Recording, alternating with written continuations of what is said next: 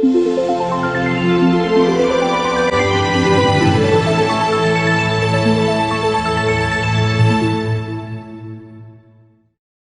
Everyone, welcome to Eklavya academy Meerut. तो आज हम संविधान में एक टॉपिक लेते हैं जिसका नाम है भारत का महालेखा नियंत्रक परीक्षक, जिसे आप शॉर्ट में कैग भी बोल सकते हैं। तो जब हम देखते हैं संविधान में, तो क्या संविधान में इस पद की व्यवस्था है या नहीं है तो कहाँ पर है। तो आज हम जानेंगे कि हमारे संविधान में कैग या भारत का महालेखा नियंत्रक परीक्षक कहाँ पर प्रावधानित है और वो है क्या, उसके कार्य क्या हैं, उसकी ड्यूटीज क्या हैं, कैग की जरूरत क्यों पड़ी, संविधान में पद क्यों रखा गया है। और कैग का एक तरीके से कह सकते हैं कि जो हमारी लोकतंत्र व्यवस्था है, हमारी डेमोक्रेसी है, उसमें कैग का रोल क्या है और जो कैग है उसे डेमोक्रेटिक स्टेट, एक लोकतंत्र देश में कैसा होना चाहिए, क्या उसके अनुरूप संविधान में व्यवस्था दी गई है, उसको आज हम जानेंगे। और इसके लिए हमें जानने के लिए सबसे पहले हमें देखना होता है संविधान का भाग 5। जैसा कि हम भाग 5 में इससे पहले राष्ट्रपति को भी देख चुके हैं, उपराष्ट्रपति को भी देख चुके हैं, और इसमें हमारी न्यायपालिका भी भाग 5 में है, देश की न्यायपालिका। तो ऐसे ही यहाँ पर एक पद भाग 5 में और दिया गया है जिसे आप कैग या भारत का महालेखा नियंत्रक परीक्षक कहते हैं। आज तो हम चलते हैं, जानते हैं कि कैग आखिर होता क्या है। कैग से छोटे छोटे बहुत इंपॉर्टेंट क्वेश्चंस आपके एग्जाम में बनते हैं, तो कैग को हम क्लियर करेंगे और उन एग्जाम पे के आने वाले क्वेश्चंस पर हमारा मेन फोकस रहेगा। तो आप उसे समझें और आप देखें कि मैंने यहाँ लिखा है आर्टिकल 148। सबसे पहला तो इंपॉर्टेंट क्वेश्चन यही बन जाता है कि कैग की व्यवस्था संविधान में कहाँ पर दी गई है। तो आर्टिकल 148। अब यदि भाग पूछ लिया जाए कि किस भाग में कैग की व्यवस्था है, तो उसके लिए आपको याद रखना है भाग 5 ये व्यवस्था करता है कैग की। तो दोनों बातें क्लियर हो गई हैं, छोटी सी बातें हैं लेकिन इंपॉर्टेंट हो सकती हैं एग्जाम के लिए बहुत ज्यादा। अब आप देखें कि मैंने यहाँ पर लिखा हुआ है CAG कैग, जिसे हिंदी में बोलते हैं भारत का महालेखा नियंत्रक परीक्षक। तो अब इसकी जो CAG कैग है, इसकी आप फुल फॉर्म भी जरूर याद रखेंगे, क्योंकि एग्जाम में किसी भी तरीके से क्वेश्चन आ सकता है। कैग की फुल फॉर्म क्या है, कैग को हिंदी में क्या कहा जाता है। जनरली हम इसे सामान्य भाषा में कैग ही बोलते हैं, क्योंकि इसका हिंदी में नाम बहुत बड़ा हो जाता है। अब आप देखें कैग को, C का मतलब क्या है यहाँ पर, कंट्रोलर।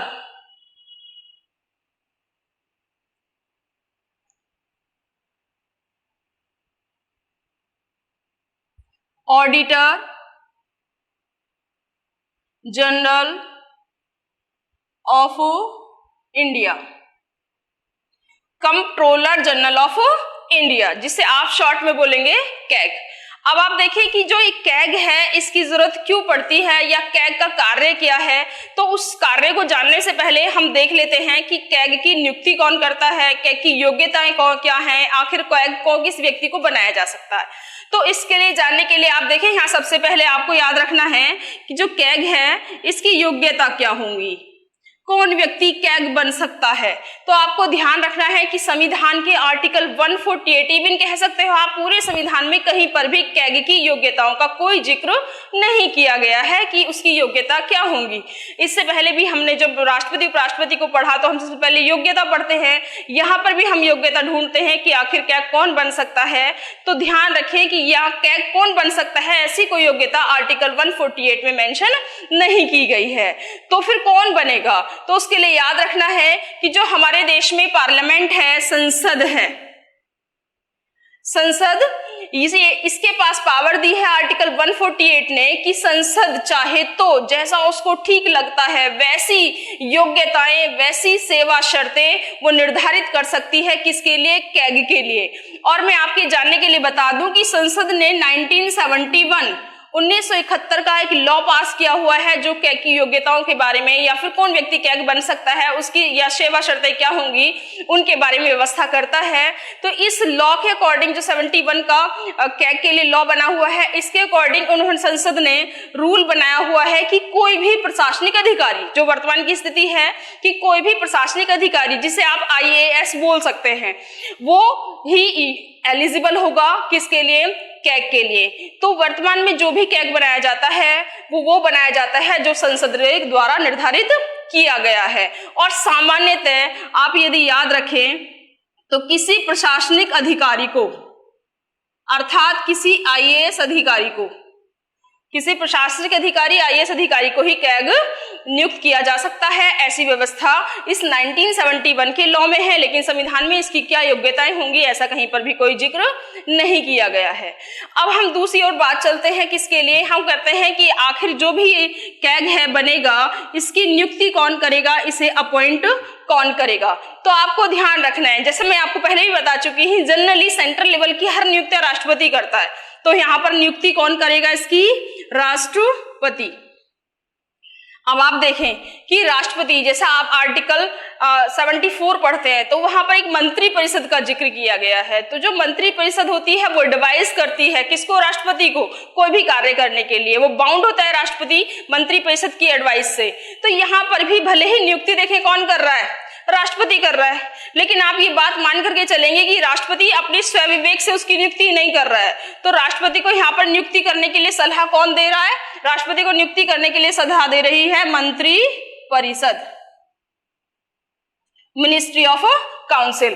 तो आपको ये ध्यान रखना है। देखिए जो एक कैग है, इसका जो मैं एक छोटा सा आपको बता देती हूँ कि जो कैग है उसका मेन काम है सरकार का हिसाब किताब का रखना, सरकार की अकाउंटिंग करना, सरकार का ऑडिटिंग करना। अब आप देखें कि एक तरीके से हमारे लॉ में एक कमी कही जा सकती है कि जहां कैग जो कि सरकार का ऑडिटिंग करेगा, सरकार का हिसाब किताब लेगा, जनता के धन का हिसाब किताब लेगा, अकाउंटिंग करेगा, उसकी नियुक्ति राष्ट्रपति कर रहा है। और राष्ट्रपति किसके कहने से कर रहा है, मंत्री परिषद के कहने से कर रहा है। अब आप देखें मंत्री परिषद में कौन लोग हैं, वही तो लोग हैं जिनकी सरकार है, और जांच किसके खिलाफ होनी है, सरकार के खिलाफ होनी है, या सरकार के हिसाब द्वारा खर्च किए गए धन की होनी है। तो देखें यही नियुक्ति दे रही है, राष्ट्रपति को सिफारिश कौन भेज रहा है, मंत्री परिषद, और इसी का हिसाब किताब कौन लेगा, कैग लेगा। तो ये यहाँ पर थोड़ी सी व्यवस्था जो है संविधान में अटपटी सी दिखती है, और इसमें कई बार चर्चा भी उठी है कि कैग के अपॉइंटमेंट को लेकर के जो संविधान में व्यवस्था है उसमें बदलाव किया जाना चाहिए, अर्थात एक कॉलेजियम बना दी जाए, जो कॉलेजियम हो, और उस कॉलेजियम का मतलब है एक चयन मंडल हो, और चयन मंडल में कुछ लोग विभिन्न डिपार्टमेंट के रखे जाएं, जैसे विपक्ष का नेता भी उसमें हो, या देश का प्रधानमंत्री हो, या सुप्रीम कोर्ट के जजेज हो, हाई कोर्ट के जजेज हो, उनसे कॉलेजियम बनाए, और वो कॉलेजियम जिसका नाम तय करे ऐसे व्यक्ति को ही कैग बनाया जाए। ऐसी सिफारिशें आई हैं हमारे देश में संविधान में कुछ चेंज करने के लिए, लेकिन वो बात अलग है कि अभी तक इसमें ऐसा कोई बदलाव नहीं है। और वर्तमान की जो स्थिति है, तो आपको वर्तमान की स्थिति के अकॉर्डिंग ही आंसर याद रखने हैं एग्जाम के लिए। तो वर्तमान में यदि आपसे पूछा जाता है कि कैग की नियुक्ति कौन करता है, तो आपको सीधा सा आंसर देना है राष्ट्रपति। और ये बात आपको ध्यान रखनी ही है कि राष्ट्रपति अपनी मर्जी से कभी कुछ नहीं करते, उनके जितने भी काम हमारे संविधान में दिए गए हैं आपको अच्छे से पता है, वो सब मिनिस्ट्री ऑफ काउंसिल, मंत्री परिषद की सलाह के बाद ही वो कोई कार्य करते हैं। एक तरीके से स्टाम्प या सील आप राष्ट्रपति को कहते ही हैं इसी वजह से, क्योंकि जहां भी देखें मंत्री परिषद से एडवाइस करेंगे, मंत्री परिषद की सलाह लेंगे, उसके बाद ही राष्ट्रपति कोई कार्य करते हैं। तो ये तो बात थी हमारे देश में कैग की, कि कैग की नियुक्ति कौन करेगा और किस ढंग से उसकी नियुक्ति होती है, तो आप यहाँ समझ गए। अब उसके बाद हम चलते हैं कि जो कैग है उसका कार्यकाल कितना होगा। भाई नियुक्त तो आपने कर दिया है कैग को, ये कैग कितने दिन तक पद पर बने रहेंगे। तो आप इसको समझने के लिए देखें कि जब हम कैग के कार्यकाल की बात करें तो कार्यकाल आपको याद रखना 6 वर्ष। बहुत इंपॉर्टेंट क्वेश्चन है, कार्यकाल बहुत पूछा जाता है एग्जाम में कैग का, कि कैग का कार्यकाल कितना होता है, तो 6 वर्ष का कार्यकाल होता है। उसी के साथ आपको एक चीज और याद रखनी पड़ेगी, क्या इसकी कोई रिटायरमेंट्री एज भी है, क्या इसकी कोई सेवानिवृत्ति उम्र भी है। तो आपको याद रखना है कि इनकी सेवानिवृत्ति उम्र की यदि हम बात कर लें तो यहां लिख सकते हैं कार्यकाल 6 वर्ष या 65 वर्ष की आयु, जो भी पहले हो, जो भी पहले हो। मान लिया, अब ये देखें इसमें क्या है, यदि सिंपल कार्यकाल पूछ लिया आपने आंसर दे दिया 6 साल, लेकिन यदि आ जाए कि रिटायरमेंट एज क्या है तो सिंपल आप आंसर देंगे 65 वर्ष। लेकिन अब इन दोनों में क्या है, यदि कोई व्यक्ति ऐसा है जिसे 55 साल की एज में, 55 ईयर्स की एज में कैग अपॉइंट कर दिया गया है, तो उसके जो 6 साल कंप्लीट होंगे वो कब होंगे, वो 61 में कंप्लीट होंगे। तो इसका मतलब ये नहीं है कि वो 61 में रिटायर होंगे, इसका मतलब क्या हुआ, वो 61 में रिटायर हो जाएंगे, क्योंकि यहाँ 65 वर्ष पहले पहले नहीं हो रही है, 6 वर्ष का कार्यकाल पहले कंप्लीट हो रहा है, तो वो 61 में ही रिटायर हो जाएंगे। बात समझ में आई? तो इस तरीके से इन दोनों में से जो भी पहले हो तब इन तक का ही इनका कार्यकाल एक तरीके से होता है। लेकिन ये क्वेश्चन आपके एग्जाम में बहुत पूछा जाता है कि सामान्यतः आप देखते हैं संविधान में अधिकतर पद ऐसे हैं जिनका यदि कार्यकाल की बात की जाती है तो जनरली 5 साल होता है, लेकिन कैग का कार्यकाल यहाँ थोड़ा सा हटके है 6 साल। तो ये एग्जाम में क्वेश्चन बहुत पूछा जाता है, आप इसको अच्छे से याद रखेंगे कि इसका कार्यकाल कितना होता है। अब आपको कार्यकाल निर्धारित हो गया है, अब क्या इस कार्यकाल से पहले भी इस कैग को उसके पद से हटाया जा सकता है? तो आपको याद रखना है, बिल्कुल हटाया जा सकता है। आर्टिकल 148 में ही ऐसी व्यवस्था की गई है कि यदि कार्यकाल पूरा नहीं हुआ है और उससे पहले हमें लगता है कि कैग को पद से हटा देना चाहिए तो हम उसे पद से भी हटा सकते हैं। तो इसके लिए हमें जानना है और हम देखेंगे इसके लिए आर्टिकल 148 में ही एक व्यवस्था दी गई है और वो व्यवस्था है,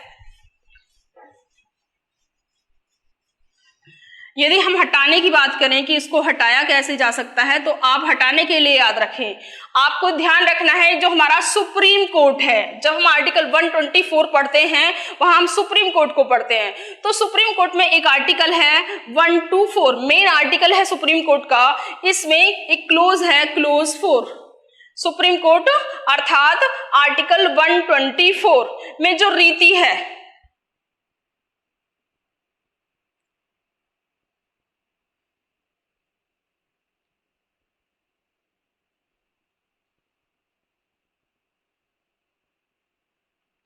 तो कैग को हटाने के लिए इन्होंने कह दिया है कि कैग को उसके पद से उसी रीति से हटाया जा सकता है जिस रीति से सुप्रीम कोर्ट के जज को हटाया जाता है। अब सुप्रीम कोर्ट के जज को किस रीति से हटाया जाता है, वो रीति आर्टिकल 124 क्लोज 4 में डिफाइन की गई है।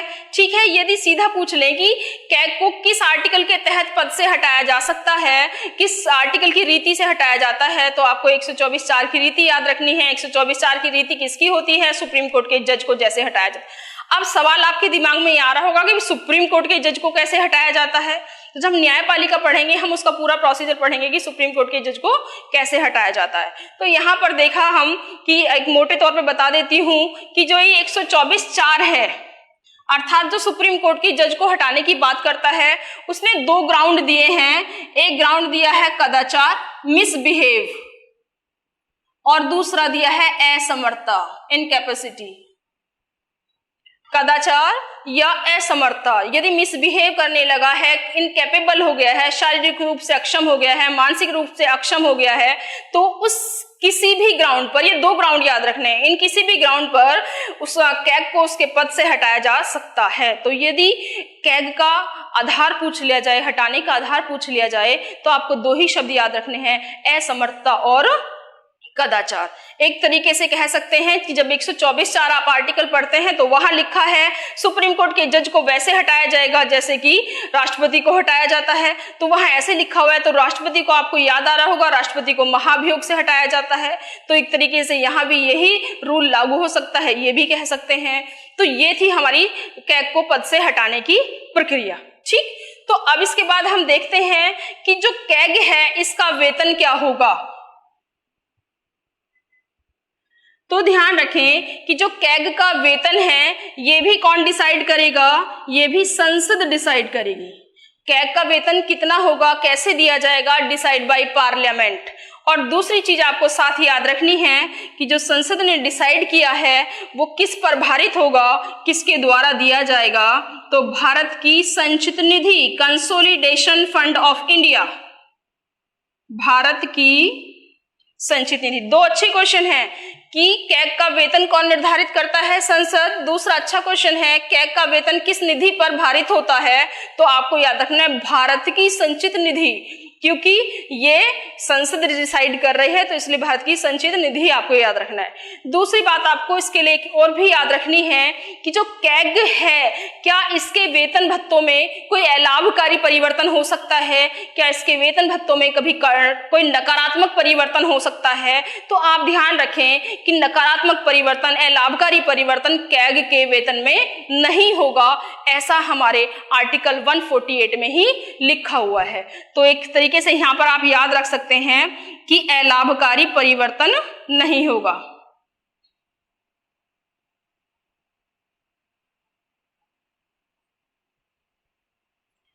तो इससे क्या सेंस निकल करके आया, देखो इससे एक सेंस निकल करके आया कि कैग का वेतन बढ़ेगा ही बढ़ेगा, यही सेंस निकल करके आया। क्योंकि यदि हम कम करते हैं तो नकारात्मक सेंस में चला जाता है, लाभकारी हो जाता है।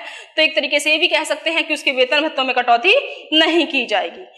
और ये था हमारा इसको हटाने और वेतन की प्रक्रिया। अब हम बात करते हैं कि जब हमने कैग को नियुक्त किया तो क्या कैग शपथ भी ग्रहण करता है, क्या कैग को शपथ की आवश्यकता भी होती है? तो आर्टिकल 148 में ही कैग की शपथ की व्यवस्था दी गई है।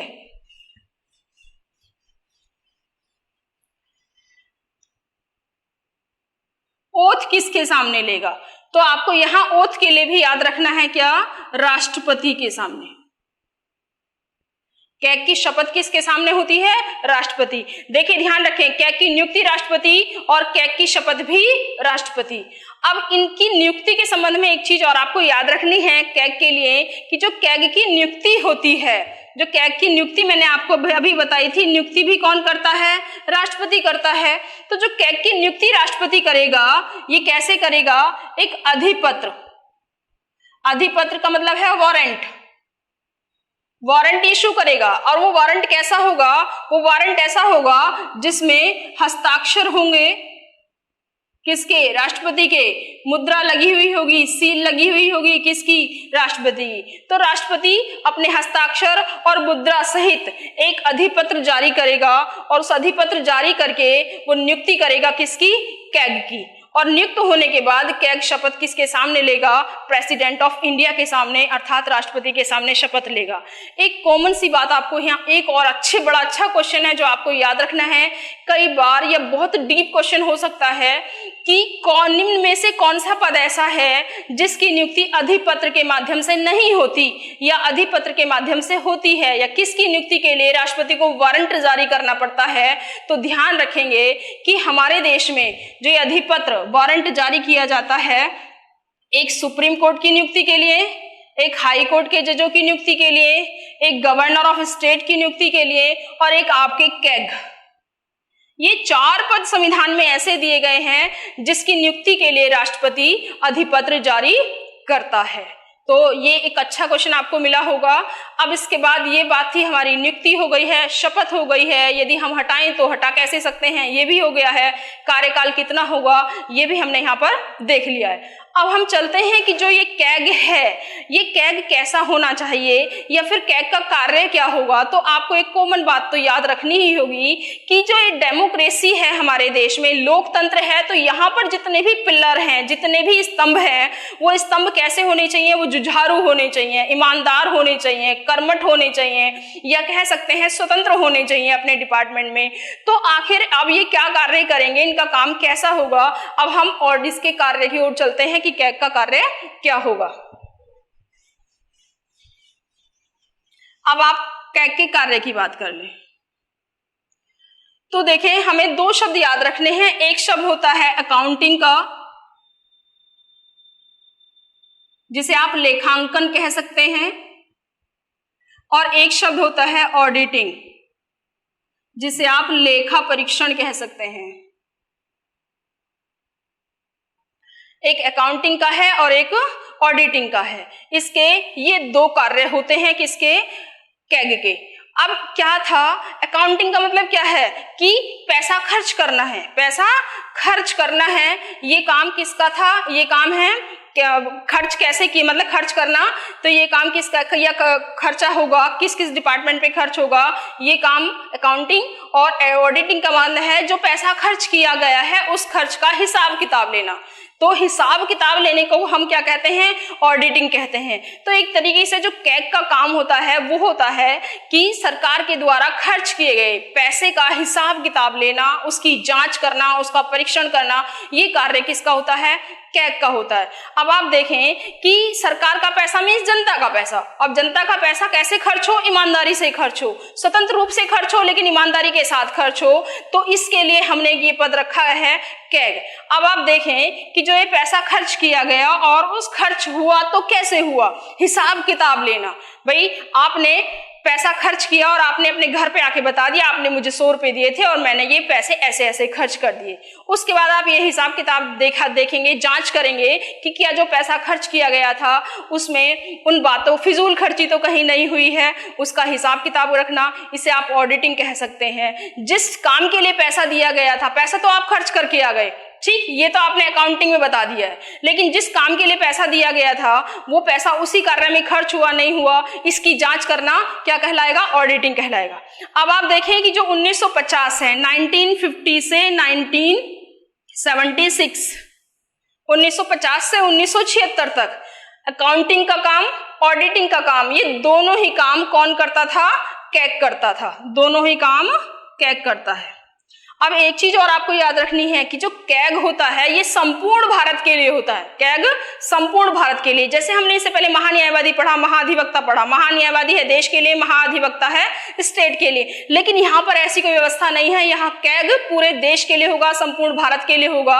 अर्थात जो ये कैग होगा ये वो भारत सरकार का भी हिसाब किताब रखेगा, वो राज्य सरकार का भी हिसाब किताब रखेगा। तो 1950 से 1976 तक ये दोनों कार्य ही कैग के हुआ करते थे। लेकिन 1976 से एक बड़ा बदलाव इसमें किया गया कि जो अकाउंटिंग है इसको अलग किया जाए। देखें, अकाउंटिंग का कार्य पैसा खर्च कर दिया, ये भी कौन बता रहा है? कैग। अब वो खर्च कैसे किया गया इसकी जांच भी कौन कर रहा है? कैग। मतलब मैंने ही पैसा खर्च किया और वो खर्च मैंने जो किया वो कैसे कैसे किया उसकी जांच भी मैं खुद कर रही हूं, तो ये क्या हो गया? दोनों काम मैं खुद कर रही हूं। तो ऐसी स्थिति में एक तरह से नेचुरल जस्टिस नहीं आता, या ये कह सकते हैं कि ये तो बिल्कुल जो खर्च कर रहा है वही हिसाब दे रहा है, वही जांच कर रहा है, तो ये कहाँ की व्यवस्था रह गई है? तो क्यों इसमें थोड़ा बदलाव किया जाए, जो जिसने खर्च किया वो खर्च अलग करने वाला और उसकी जांच करने वाला अलग हो। ऐसी व्यवस्था हमने 1976 से अलग करने का प्रयास किया, लेकिन राज्यों के विरोध से राज्यों ने कहा नहीं, हम पर बहुत बर्डन पड़ जाएगा और हमारा तो ये दोनों कार्य ही कैग ही करेगा। तो 1976 से कह सकते हैं 1976 से एक बड़ा बदलाव हुआ। भारत सरकार की जो अकाउंटिंग का काम करेगा ये काम कोई और करेगा, ऑडिटिंग का काम कैग करेगा। तो 76 से भारत सरकार का केवल ऑडिटिंग का काम कौन करता है? कैग। लेखा परीक्षण, सिर्फ लेखा परीक्षण या ऑडिटिंग का काम कैग करता है, जबकि ये जो 1950 से 1976 ना होकर के 1950 से अब तक जो राज्य हैं, राज्य के दोनों काम, चाहे वो अकाउंटिंग का काम हो, ऑडिटिंग का काम हो, अब तक दोनों काम यही करता है कैग।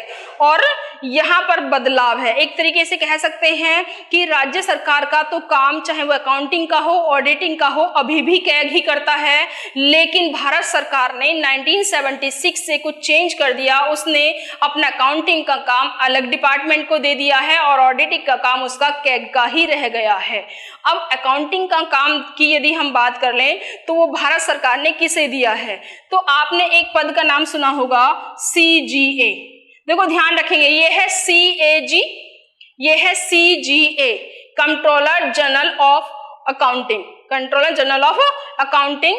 और ये जो CGA हैं, आपका जो फाइनेंस मिनिस्ट्री है, वित्त मंत्रालय है, इसके तहत, फाइनेंस मिनिस्ट्री के तहत जो विभाग हैं, ये एक विभाग कह सकते हैं, व्यय विभाग है, वित्त व्यय विभाग है, उस विभाग में ये CGA अकाउंटिंग का काम करता है। तो वर्तमान में भारत सरकार का अकाउंटिंग का काम कौन कर रहा है?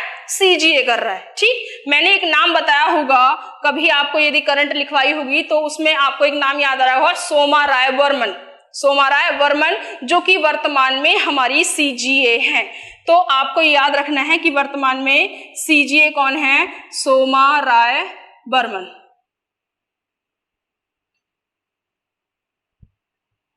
वर्तमान, अच्छा करंट का क्वेश्चन है। और जबकि हम यदि कैग की बात कर लें कि वर्तमान में कैग कौन है, तो आपको याद होगा कि वर्तमान में कैग हैं राजीव महर्षि।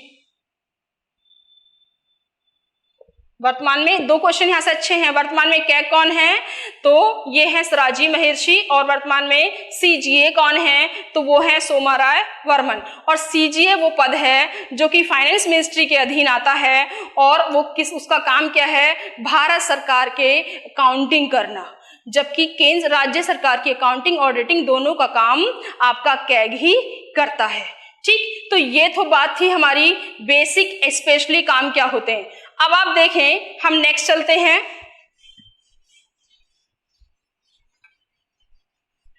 कि जो ये कैग है, जो राजीव महर्षि हैं या फिर कैग हैं, इन्हें कह सकते हैं। तो कैग है जो अपना हिसाब किताब, अपनी ऑडिटिंग, अपनी अकाउंटिंग, इसका हिसाब किताब लगा करके जो रिपोर्ट है वो किसे सौंपेंगे? तो कैग की रिपोर्ट किसे दी जाती है? तो आप ध्यान रखें, राष्ट्रपति को। एक आर्टिकल आता है आर्टिकल 151। इस आर्टिकल के तहत कैग अपनी रिपोर्ट राष्ट्रपति को सौंपता है। राष्ट्रपति के पास जो रिपोर्ट आई है, राष्ट्रपति इस रिपोर्ट को संसद के पास भेजते हैं। किसके पास भेजते हैं? वो संसद के पास भेजते हैं। अब एक बहुत अच्छा, बहुत फैक्टेबल क्वेश्चन है जो खूब पूछा जाता है। एक कमेटी का नाम आप सुनते हैं केंद्र सरकार में, लोक लेखा समिति, या जिसे बोल सकते हैं पब्लिक ऑडिटिंग कमेटी, PAC। तो PAC या लोक लेखा समिति। बड़ा अच्छा क्वेश्चन आता है कि लोक लेखा समिति का मित्र किसे कहा जाता है, या कैग का मित्र किसे, किस समिति को कहा जाता है? तो वो लोक लेखा समिति को कहा जाता है। ये जो रिपोर्ट कैग ने दी है, इस रिपोर्ट की जो जांच करेगा वो कौन सी समिति करेगी? वो लोक लेखा समिति करेगी। अर्थात लोक लेखा समिति मीन्स कैग का मित्र। किस समिति को कहा जाता है? लोक लेखा समिति। लोक लेखा समिति को यदि हम पढ़ें, एक दिन हम स्पेशली टॉपिक रखेंगे सभी जितनी भी हमारी पार्लियामेंट लेवल की कमेटियां हैं उनके बारे में। तो यहाँ बेसिक सी बात मैं आपको बता दूं कि लोक लेखा समिति, इसमें टोटल मेंबर कितने होते हैं? 22, जिसमें से 15 मेंबर लोकसभा और 7 मेंबर राज्यसभा से होते हैं। 15 और 7 प्री में बड़ा अच्छा क्वेश्चन बन जाता है कि लोक लेखा समिति में लोकसभा से कितने मेंबर्स आते हैं? 15। राज्यसभा से कितने आते हैं? 7। टोटल मेंबर कितने होते हैं? 22। इस 22 सदस्यों की समिति की इस रिपोर्ट की जांच करेगी और इस रिपोर्ट की जांच के बाद जो भी व्यवस्थाएं बननी है वो व्यवस्थाएं बनाई जाएंगी। तो ये है हमारा क्या है? लोक लेखा समिति के साथ हमने देखा यहाँ पर महालेखा नियंत्रक परीक्षक अर्थात कैग को। तो अब इसके लिए एक अच्छा सा क्वेश्चन आता है। जैसे मैंने अभी कहा कि कैग का काम क्या है? पैसे का हिसाब किताब रखना, सरकार का हिसाब किताब रखना, अकाउंटिंग करना, ऑडिटिंग करना। लेकिन आप देखें कि सरकार का पैसा मीन जनता का पैसा, हम लोगों का पैसा ही तो है जो सरकार खर्च करती है। तो जो जनता का पैसा है उसको एक तरीके से उसको सुरक्षा प्रदान करने की कोशिश की जा रही है। किस पद के माध्यम से? कैग के माध्यम से। तो एक बड़ा अच्छा क्वेश्चन आपके एग्जाम में बन जाता है कि पब्लिक पर्स किस पद को कहा जाता है, या लोक प्रहरी या जनता का वॉचमैन किस पद को कहा जाता है? तो आप तो कह सकते हैं कि कैग को कहा जाता है। तो यहाँ एक अच्छा क्वेश्चन इसके लिए आप ये भी याद रखें कि पब्लिक पर्स या लोक बटुआ,